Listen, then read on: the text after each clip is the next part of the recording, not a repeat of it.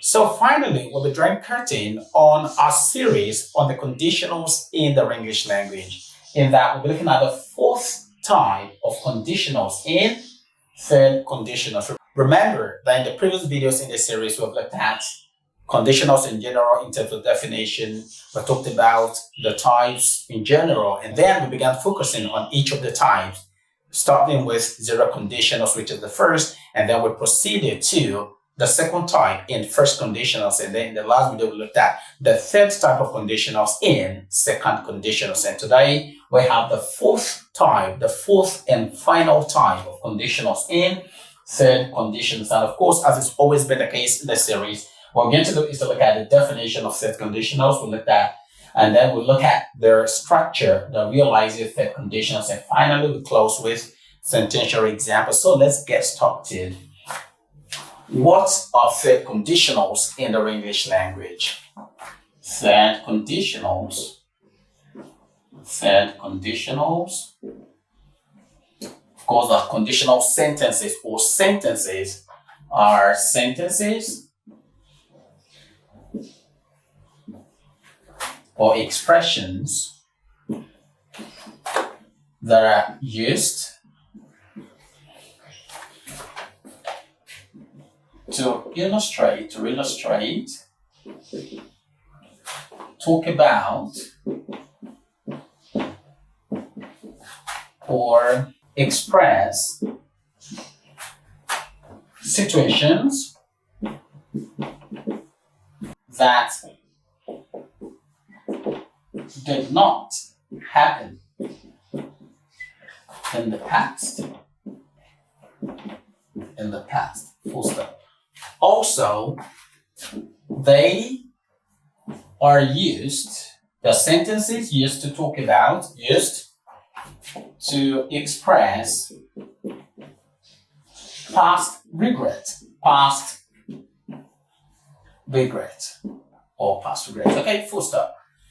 This is the basic definition of third conditionals in the English language, in that they are sentences that are used to illustrate, to talk about, or to express situations, actions, circumstances that did not happen in the past. Very important, in the past. Lost opportunities, they are used to talk about lost opportunities, past opportunities, or past regrets. Events that we should have done in the past but did not happen, but that we didn't have the opportunity to make them happen. I should say that this here, past regret, is the summary of what third conditionals are about. Third conditionals are often about past regrets.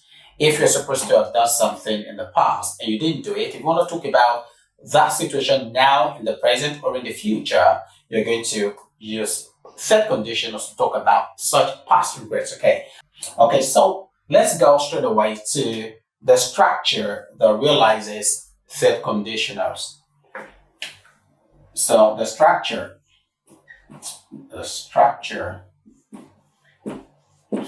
starting with the if head, which this is the head of the conditionals. If plus past perfect plus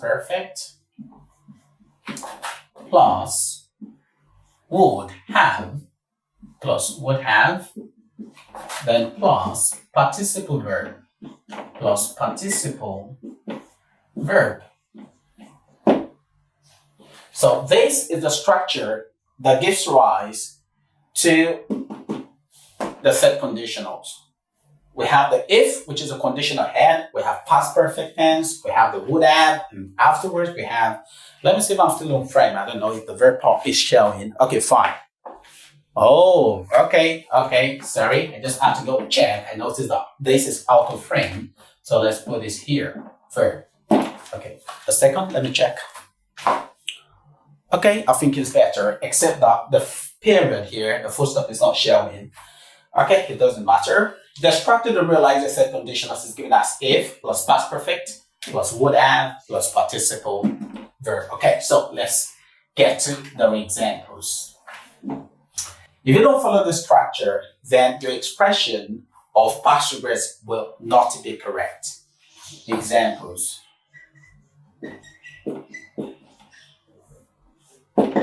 Now, if, okay, let's say 1.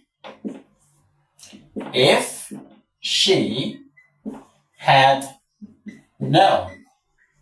Okay, let's see. If she had known, comma, she wouldn't. Okay, let's say she would not have packed there. If, okay, she, that's the subject, had known. This is past perfect tense. You know, we have two types. We have the present perfect and then we have the past perfect tense. So the past perfect often begins with had, right? So this is past perfect tense. If she had known, comma, she would, of course, in this case, we have not. This is the negator. It could be she could have, or she would have, or she wouldn't. It doesn't matter whether it is would have or wouldn't have. That doesn't change anything. All that matters is the would here and the have here. Okay, would have or wouldn't have. It doesn't. Okay, if we change this to wouldn't have, it doesn't matter. Wouldn't have. All of that has nothing to do with the structure. Basically, it's just about the context of the message. So if she had known, she would not, or she would not have. This is would not have or would have. The same thing there. Okay, she would not have packed there. Look at packed there. Have packed. Okay, which is the participle verb. Let's have another example. If he had studied hard, comma, he would have aced the exam. Okay, if he had studied hard, he would have aced their exams. So we have if again, if had studied, which is the past perfect tense. Okay, of course, this is the subject, followed by would have aced.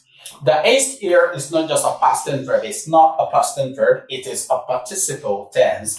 And that's because we have preceding it, okay? So in other words, you can restructure this framework to be if plus past perfect tense plus would plus present participle, okay? So, and that would be if plus past tense plus would or plus would not, then plus have, plus present participle. That's how you can always have the structure. So in case you don't want to say, in case you don't want to have this as would have, you can simply have would or would not, then you put plus and have present participle, because of course, everything here has to be present participle because we have here would have, not would add, would have aced their exam. So here is a participle verb, is a participle tense. Why? Because of the presence of this primary auxiliary verb have. So it would have aced their exam. So remember, okay, what are we trying to say here? What we're trying to say is that this individual, he did not study hard, did not study well, and because he or she didn't study, then this didn't happen. So that is what third conditionals are about. Remember the situation, the sentences that talk about past regret. This person didn't know. If this person had known, she would not have packed there. This lady or this woman, this girl, this individual, this mother did not know about some sign. Maybe if she had known about some signs, about some situations, she wouldn't have done something. Because she didn't know, she proceeded to doing that thing. Of course, maybe something bad happened to her, we wouldn't know. All that matters is the structure and the situation or the context that this sentence, the structure represents. Remember, you use the structure alone only when you want to talk about past regrets or situations that did not happen. And of course, that maybe you're proud about or you're not longer proud about. So with that, we've come to the end of not just third conditionals, but of course, a series on the conditionals in the English language. If it's the first time coming across my channel, if it's the YouTube channel, or for those watching on TikTok, what we do here is to explain English concept for examination purposes, for daily conversational and communication skills. So that is what this channel, this page is about. If this video happens to be halved on TikTok, remember to proceed to my YouTube channel at Ben's voice narrative. So you go to Ben's voice narrative on YouTube to watch the full video.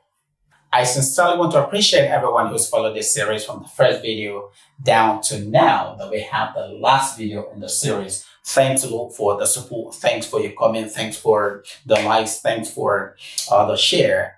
I appreciate everyone. This means a lot to me. I don't take any of this for granted. Thanks for supporting. See you in the next video.